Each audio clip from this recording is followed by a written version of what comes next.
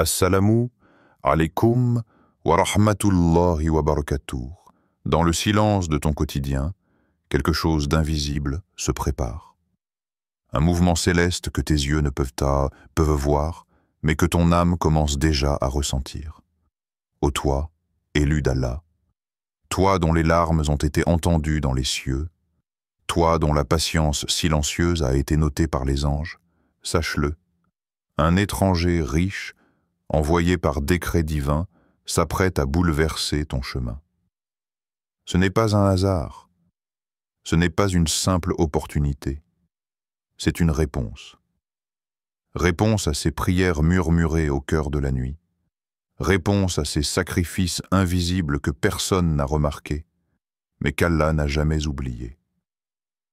Aujourd'hui, un secret que le monde ignore est sur le point de se dévoiler. Quand Allah décide de déplacer ses élus, ce n'est jamais par caprice. C'est pour les arracher à l'ombre et les faire marcher vers leur lumière.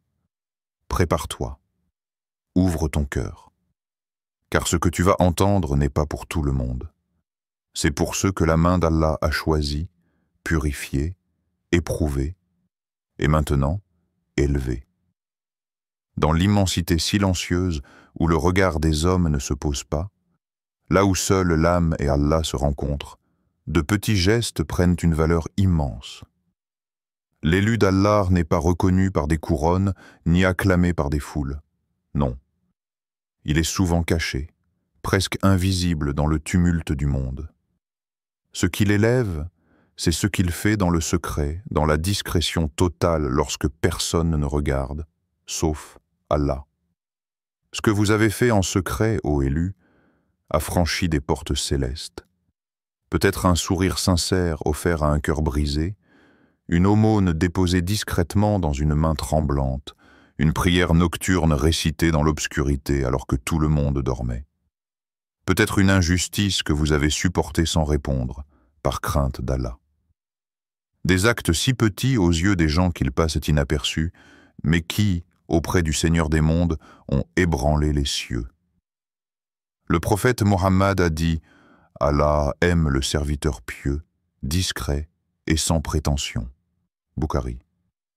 Le monde glorifie ce qui est visible, richesse, pouvoir, réputation, mais Allah regarde ce que nul œil humain ne capture.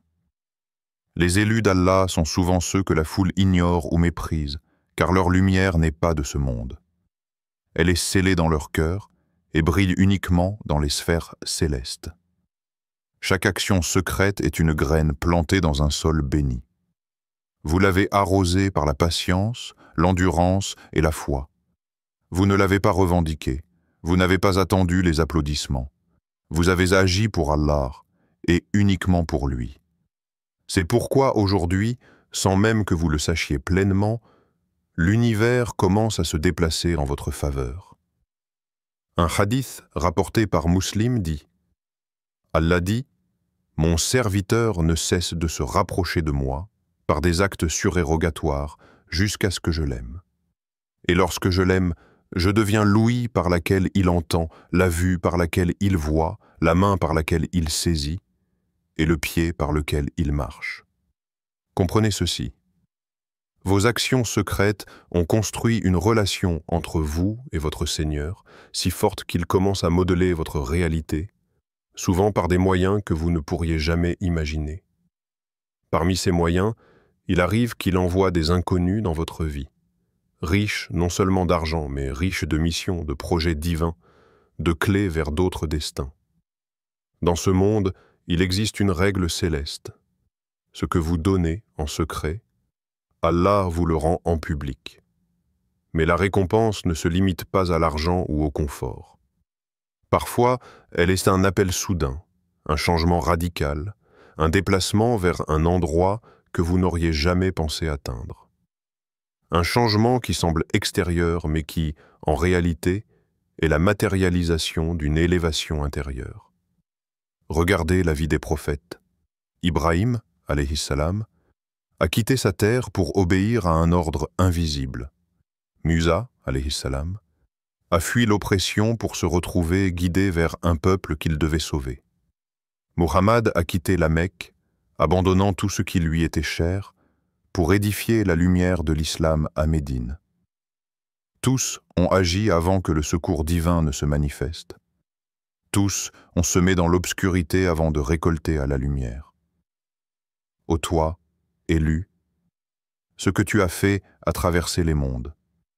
Même si personne ne t'a vu donner, même si personne n'a su que tu as pleuré dans la nuit, même si personne n'a reconnu ton sacrifice, Allah l'a vu, et il a promis. Et ton Seigneur ne traite jamais injustement ses serviteurs. Coran 41, 46. C'est à cause de ce que tu as fait que l'étranger riche s'apprête à apparaître dans ton histoire. Ce n'est pas le fruit du hasard, ce n'est pas un simple coup du destin. C'est la réponse invisible d'Allah aux œuvres visibles de ton cœur. Retiens ceci. Ce que tu fais dans l'ombre détermine ce qu'Allah expose dans ta lumière. Ne méprise jamais un acte de bonté, aussi petit soit-il. Ne sous-estime jamais une prière dite dans le secret. Ne te décourage jamais parce que personne ne t'applaudit, car Allah, lui, a vu. Et quand Allah voit, il récompense au-delà de ce que les mots peuvent décrire. Ton déplacement n'est pas une fuite, c'est une ascension. Ce riche étranger n'est pas un simple homme, c'est un signe vivant que ton obéissance silencieuse a changé les décrets. Et ce n'est que le début. Dans les décrets invisibles d'Allah, il n'y a pas de hasard. Chaque rencontre, chaque regard échangé, chaque mot prononcé est orchestré par une sagesse infinie. Ainsi, lorsque ton chemin croise celui d'un étranger riche, ce n'est pas simplement une coïncidence. C'est une écriture divine soigneusement tissée au-dessus de ta tête. Cet étranger, dont la richesse extérieure éblouit aux yeux des gens, n'est en réalité qu'un instrument, une clé entre les mains du Très-Haut. Allah utilise parfois des êtres inattendus pour ouvrir des portes que toi-même tu n'aurais jamais osé imaginer franchir. Il arrive qu'il cache des bénédictions immenses derrière des visages inconnus, pour tester ta foi, pour récompenser ton endurance, ou pour t'amener vers un lieu où ton âme pourra fleurir. Le prophète Mohammed a enseigné que Allah continue de soutenir son serviteur tant que celui-ci est au service de son frère, musulman. Cet étranger peut sembler agir selon ses propres choix, ses propres intérêts. Pourtant, il est poussé par des causes invisibles qu'il ignore lui-même.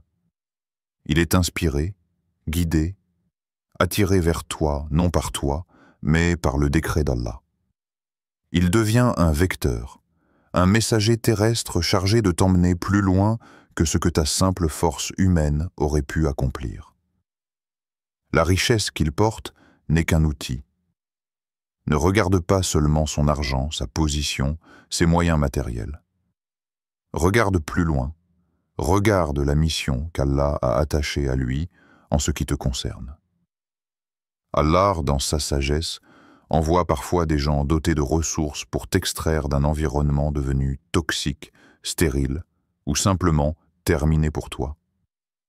Et parfois, cette intervention ressemble à un bouleversement. Elle peut être soudaine, inattendue. Mais souviens-toi, Allah ne change jamais la situation d'un serviteur sans l'avoir préparé intérieurement à ce changement.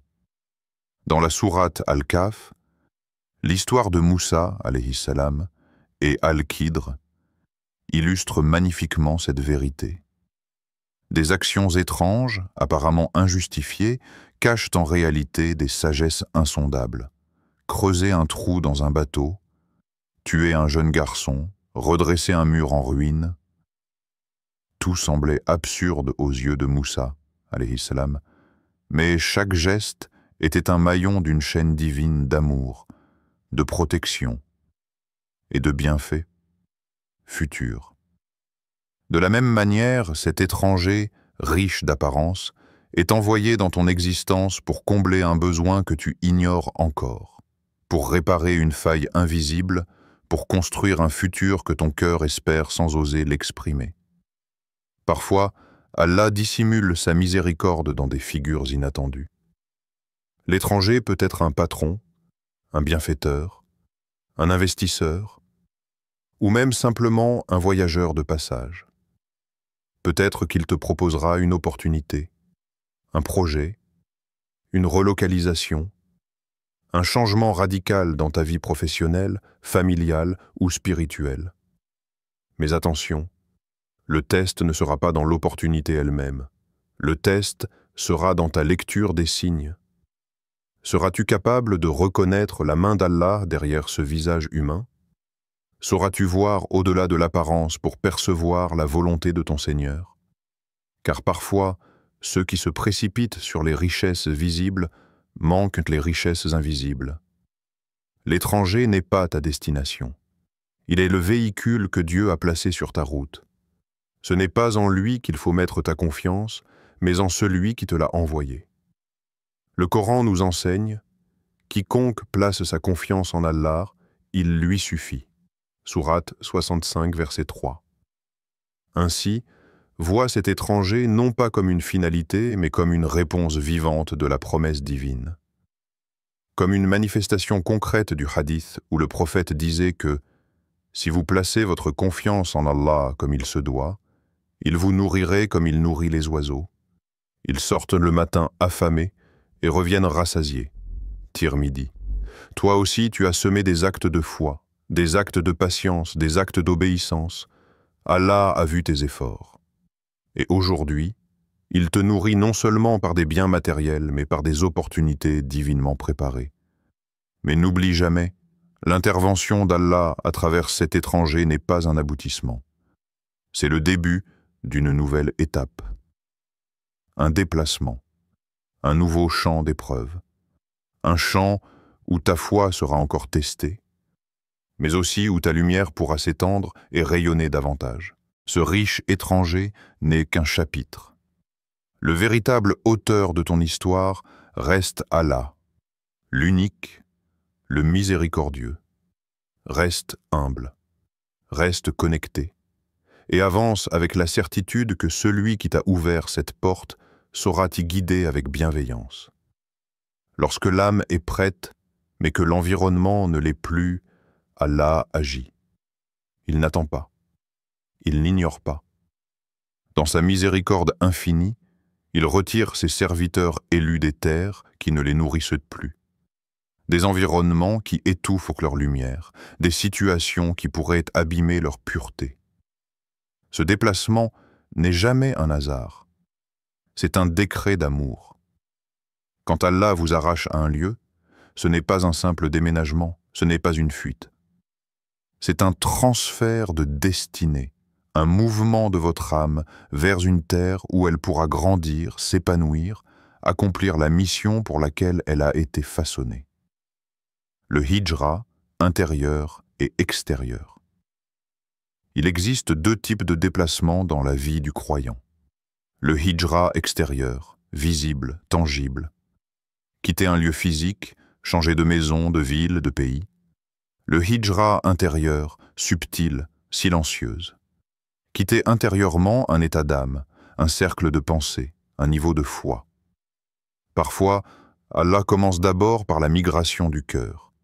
Il vous rend étranger à votre propre environnement.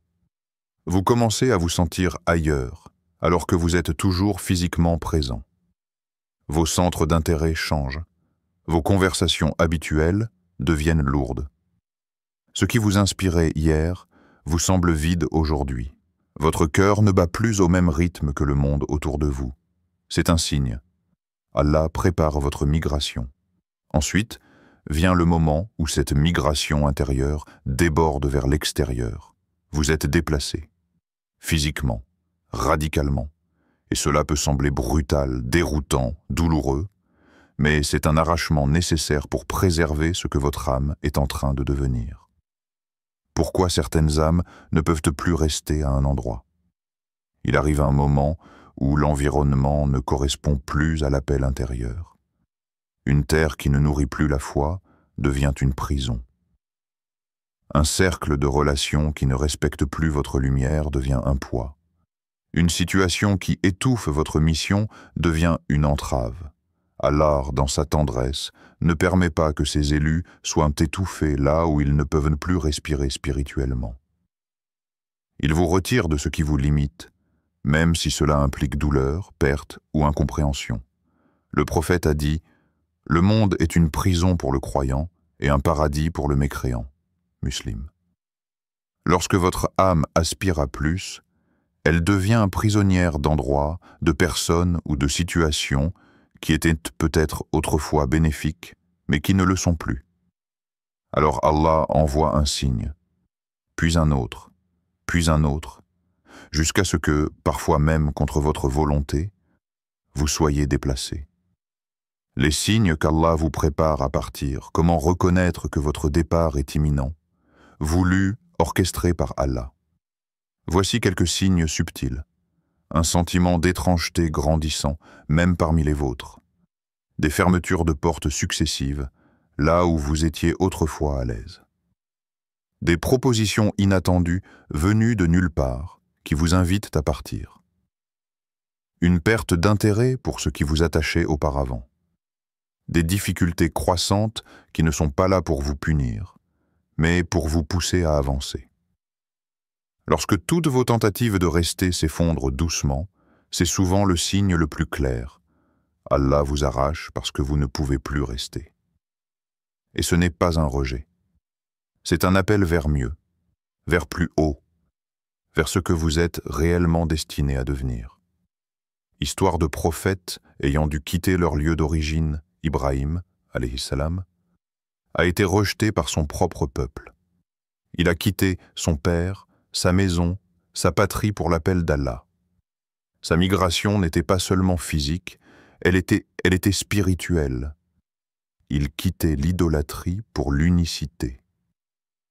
Moussa, alayhi salam, a fui l'Égypte, abandonnant la maison dans laquelle il avait grandi. Il a marché dans le désert, sans destination apparente, pour découvrir que son exil était en réalité un chemin préparatoire vers sa mission prophétique. Mohammed, le meilleur des hommes, a quitté la Mecque, sa ville natale, la maison de ses ancêtres, la Kaaba, sous la pression des persécutions. Pourtant, ce départ douloureux a ouvert la voie à la naissance de la Oumma islamique à Médine. Tous ont vécu cette vérité. Ce n'est pas parce que vous êtes forcé de partir que vous êtes abandonné. C'est parce qu'Allah vous prépare à quelque chose que votre environnement actuel ne peut plus vous offrir. Quand Allah veut vous faire grandir, il vous coupe de ce qui vous retient. Quand il veut vous élever, il vous retire des terres stériles. Quand il veut vous protéger, il vous éloigne de ceux qui ne méritent plus votre présence. Alors ne pleurez pas ce que vous quittez. Souriez à ce vers quoi et Allah vous guide.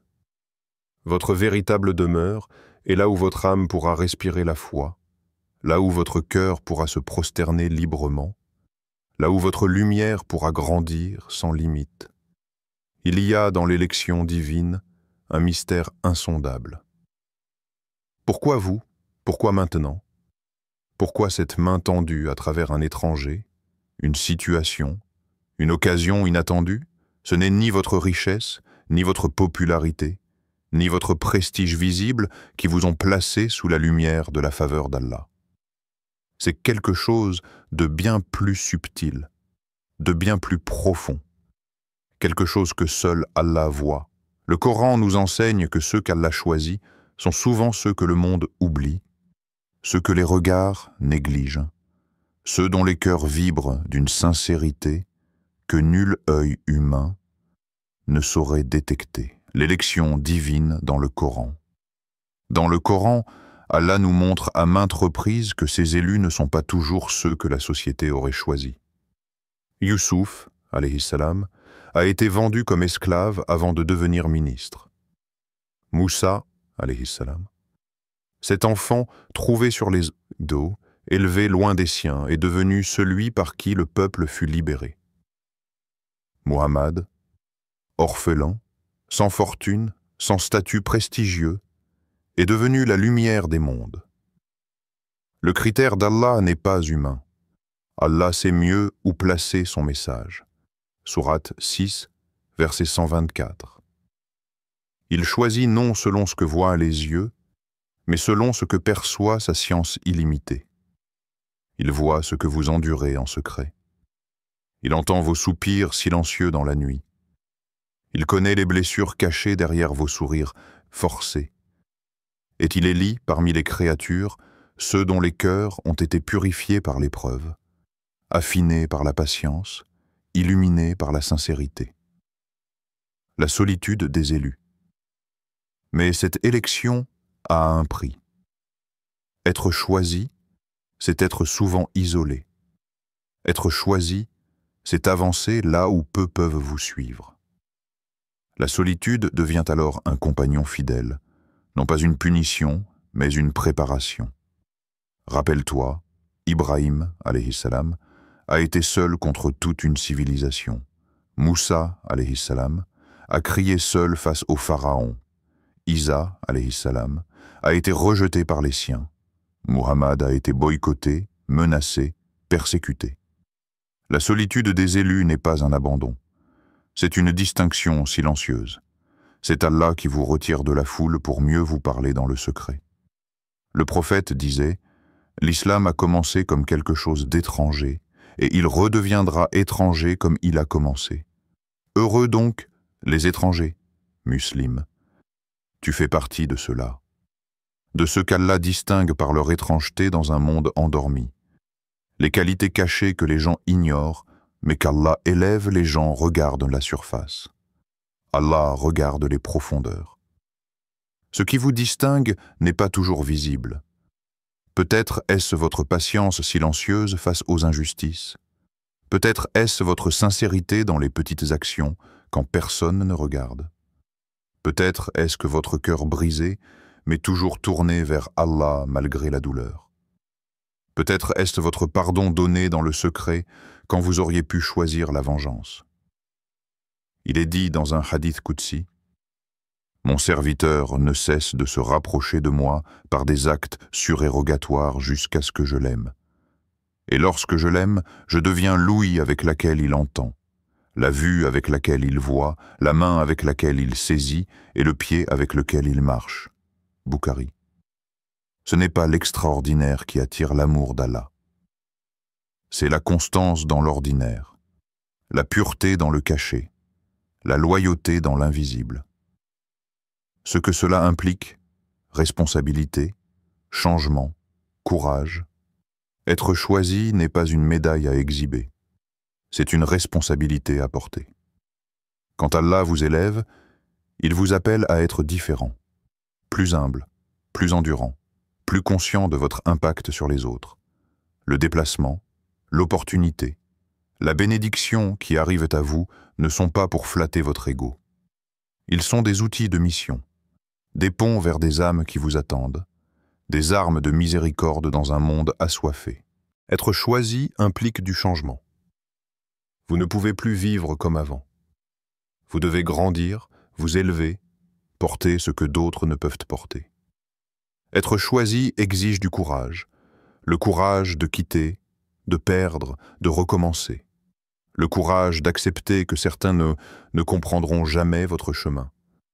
Mais soyez en paix, car Allah, celui qui vous a choisi, est aussi celui qui vous soutiendra. Quand Allah choisit un serviteur, c'est parce qu'il a vu en lui ce que personne n'a su voir. Et il ne l'abandonnera jamais dans le chemin sur lequel il l'a placé. Avance, même seul, même fatigué. Avance, car derrière chaque pas, il y a le regard bienveillant d'Allah qui te guide. Ce que tu vis aujourd'hui n'est pas une coïncidence. Ce déplacement inattendu, ce bouleversement soudain, ce chemin que tu n'avais pas prévu, tout cela est l'écriture subtile de ton Seigneur. Tu n'as pas été choisi pour ta richesse, ni pour ton apparence, ni pour ce que le monde applaudit. Tu as été choisi parce qu'Allah a vu ton cœur dans l'obscurité, parce qu'il a entendu ce que les autres n'ont pas entendu, parce qu'il sait ce que tu as traversé en silence. Lorsque l'appel divin te déplace, ce n'est jamais pour te perdre, c'est pour t'élever, pour te montrer ce que toi-même tu ne soupçonnais plus espérer, pour t'arracher à l'ombre et t'installer sous sa lumière. Alors, avance, même si tu as peur, même si tu ne comprends pas tout. Avance avec la certitude que celui qui t'arrache aujourd'hui est celui qui t'établira demain, car l'étranger, l'opportunité, le chemin, tout cela n'est qu'un moyen, mais le véritable guide, le véritable ami, le véritable soutien, c'est Allah al-Wali, le protecteur bienveillant. Que ta confiance soit totale, que ta patience soit douce, et que ta foi devienne ton navire jusqu'à la terre promise par ton Seigneur. Le déplacement a commencé, et toi, élu d'Allah, tu es déjà en marche vers ta destinée.